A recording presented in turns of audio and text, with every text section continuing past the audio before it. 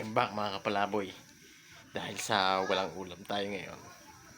Yung manok ng kapitbahay na nasa loob ng bihagan, yung lagayan ng tangkal, kukuhanin natin.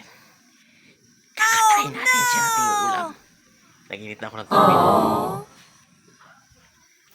Tara. Habang yung may-ari nakikipagchismisan sa tindahan.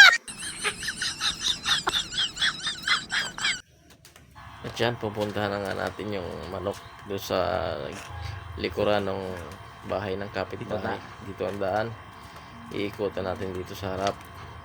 Ayan, walang tao. Wala pa nakatambay dito sa harap nila. Silipin natin sa loob ng bahay. Yan. Ayan, walang tao. Walang tao. Kukuhanin natin manok.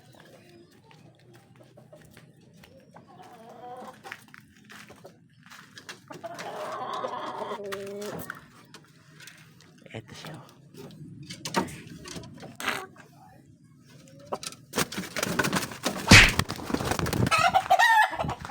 At yan nga, sa mga oras na yan, nakuha ko na yung manok. Hindi lang tayo nagpapahalata. At problema, maraming bata. Idol talaga si kuya niya eh. Oy, amin yan? What? Hindi, akin to. At mukhang magkakaproblema tayo doon sa bata. Kita niyang kinuha ko yung manok. Balikan ko na kayo mamaya. Hey, huwag mo sabihin kay tatay mong kinatay natin manok, ha? Huwag mo sabihin. Bigyan ta ng hita. Ha? Gawin natin ulam. Okay? Anong ulam? At yan mga kapalaboy, luto na ang manok ng kapitbahay.